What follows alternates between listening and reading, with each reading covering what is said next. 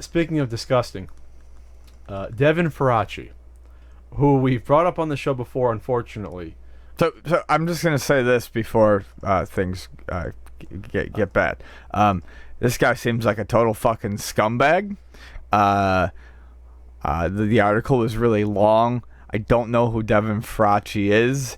Once I realized that he said something bad about our pal James, that made me very angry, especially in context of this article. But other than that, other than the fact that he can get fucked and he sounds like a miserable character, I'm really just going to let Pat take it from here and sit back. So, okay. All right, Pat, you've the fucking pulpit's yours. Well, you should realize, because we brought him up before. Because what did we bring him up for? Because he attacked James for that. No, that's what I said. Yeah, okay, I got that. And so Devin Faraci, going back, and I'm going to link to this Medium.com article, and good on this author, Nick Monroe, who must have felt like having to take 57 showers after writing and researching. I thought you were going to say 57 shots.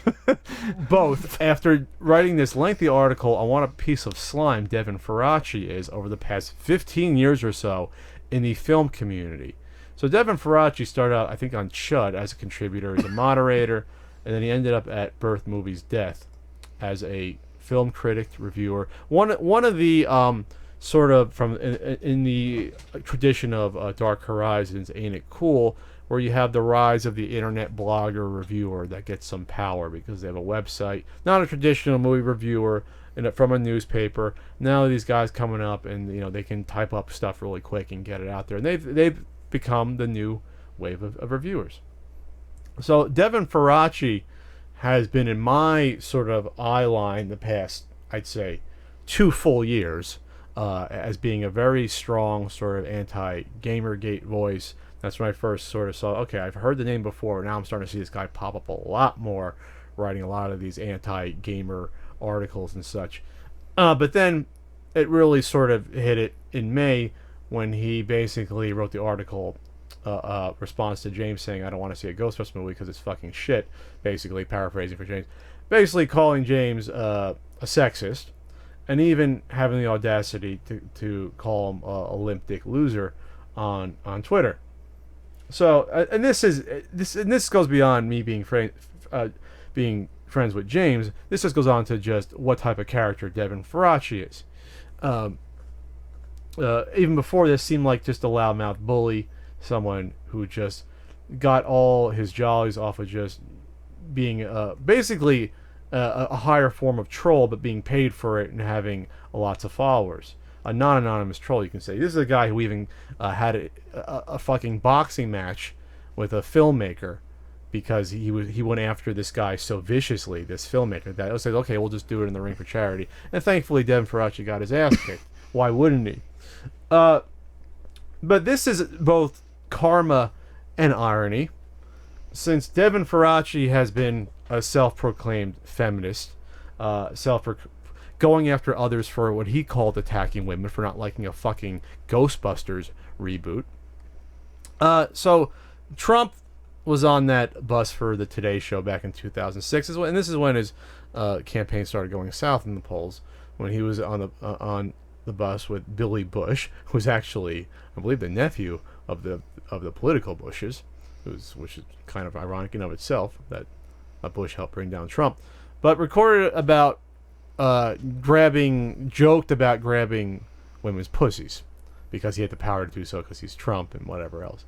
Obviously not the statement you want to be making, in a political season or not, on a hot mic, on a live mic. So Devin Faraci commented on this on Twitter, and a twist of fate got a response from a woman who said, yeah, remember the time, and I'm paraphrasing, remember the time that you grabbed my pussy at a bar and bragged about it to your friends. Yeah. Just disgusting. And then Devin Faraci responded with, I do not remember this. I can only believe you and beg forgiveness for having been so vile. Because, yes, you regularly grab people's women's privates in public and forget it fucking happened. So a cop-out at the time. He knew it fucking happened. It was so long ago he probably thought that no one will ever bring this up. but he got called in the carpet for it publicly on Twitter. And that was his last tweet on Twitter. He was shortly after removed from his position at Birth, Movies, Death, rightfully so, and is now gone from that as editor-in-chief, and hopefully will never be seen again in the public eye. I'm hoping. Which is all fine. Now I'm just stating facts of what happened. If you go read this article from Nick Monroe, again, who probably had to take a chemical bath after digging up all this shit that Devin Faraci had done over the years, bully people, talk bad about colleagues, just being a toxic asshole. Even before, this is going way before any Gamergate bullshit. This is stuff going back 10, 12 fucking years. Attacking one of the producers of the Transformers movie. Just really awful stuff. Stuff that happened in person. Being drunk at after parties. Just acting like a complete jackass. This is why I'm bringing this stuff up. Is that the problem isn't Devin Faraci. The problem is the community he was in and the people around him allowing this fucking behavior for over a fucking decade, allowing it for a dozen years, and being silent about it. Because this isn't, from all the evidence, the first time he was awful towards a woman, or just awful in general. But there was this silence in, I guess, this film critic community that never called him out on it, and allowed him not only to thrive, but to be promoted and to have a light shined upon his work. And it's fucking filthy that it was allowed to happen. And even more so, and I don't know if I'm treading the dangerous ground, but for him to come out as in the past 3, 4, 5 years saying, well, I'm all for women and I'm a feminist. I'm not saying there was a then more general silence because he seemed to be now an ally of the feminist community, but, you know, this is not a fun guy, not a good guy in general, and it seemed like him calling himself a feminist gave him an extra fucking shield of protection in order to be a fucking sexual assaulter and to be ignored about his past behavior, but then allowed to thrive because of that. And that's what annoys me, because if anyone should have been called out on nasty behavior, it should have been this guy. And it's one thing to go after people for saying, well, I don't want you censoring my games, or I don't want a female Ghostbusters movie.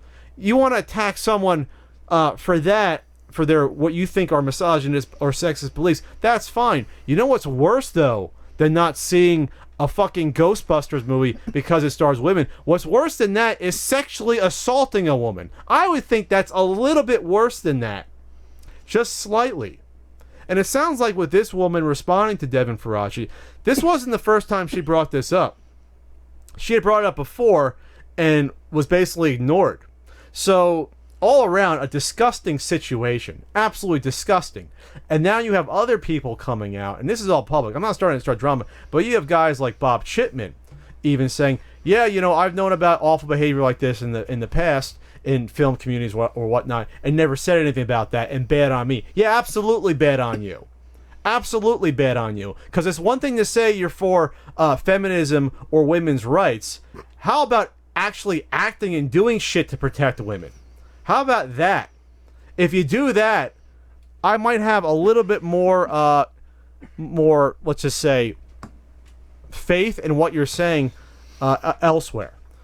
So, that's all really to say about this, is that motives matter when people come out for things. And in this case, with a slime ball like this, it was someone saying, oh, I'm a feminist, to cover up their fucking horrific, disgusting behavior overall.